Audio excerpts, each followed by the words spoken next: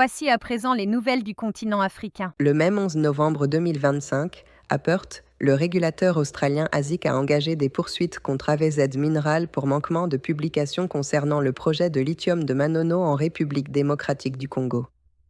Cette action soulève des interrogations sur le calendrier du projet et sur ses partenaires industriels, alors que Manono est présenté comme l'un des plus grands gisements de spodumène du continent. Le 12 novembre 2025, à Libreville, la Cour criminelle spéciale a condamné par contumace Sylvia Bongo Mondimba et Noureddin Bongo Valentin à 20 ans de réclusion criminelle chacun pour détournement massif de fonds publics et blanchiment.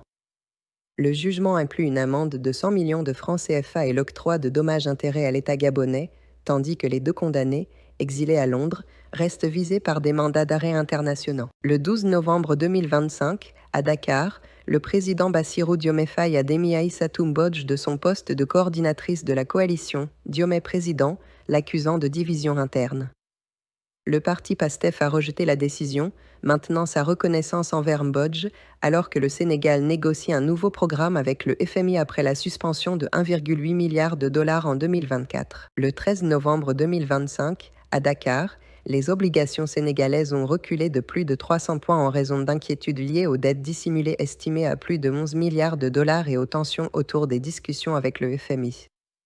Le gel du programme de 1,8 milliard de dollars continue d'alimenter les incertitudes budgétaires. Enfin, le 14 novembre 2025, à Dakar, le président Bassirou Diomaye Faye a annoncé un renforcement de la transparence et une révision de certains contrats pour accroître la part des recettes minières revenant à l'État, dans un contexte de négociations en cours avec le FMI. Le 14 novembre 2025, à Johannesburg, les autorités sud-africaines ont ouvert une enquête après l'arrivée d'un avion charter transportant 153 Palestiniens dépourvus de documents complets.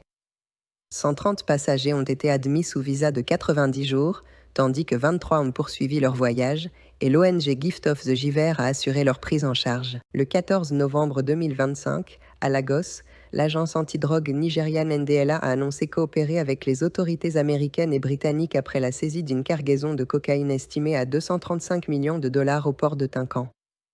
L'enquête doit établir l'origine de la cargaison et d'éventuelles complicités locales dans un contexte de renforcement de la sécurité portuaire. Le 14 novembre 2025, à Abidjan, le gouvernement ivoirien a réuni le corps préfectoral pour préparer des élections législatives présentées comme apaisées.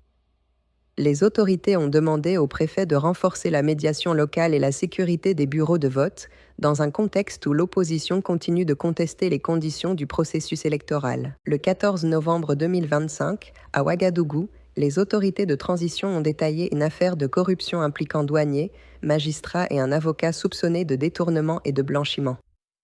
La junte souhaite leur renvoi devant une juridiction spécialisée, tandis que le calendrier du procès et les garanties offertes aux prévenus restent à préciser.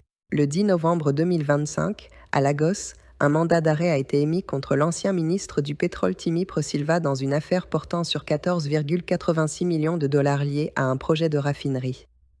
L'agence anticorruption FCC a appelé à signaler toute information permettant de localiser l'intéressé. Semaine 10 novembre 2025, à Benin City, des manifestants ont perturbé un événement de préouverture du Museum of West African Art, reprochant à l'institution de contourner l'autorité de l'OBA et réclamant que les bronzes restitués soient exposés au palais.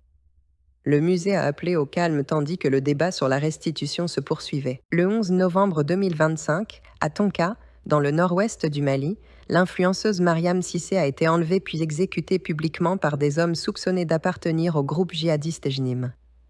Son meurtre a illustré la détérioration sécuritaire dans une zone où l'emprise djihadiste progresse. Le 12 novembre 2025, à Addis Abeba et Bamako, l'Union africaine a alerté sur le blocus de carburant imposé depuis septembre par le JNIM, qui entrave l'économie malienne.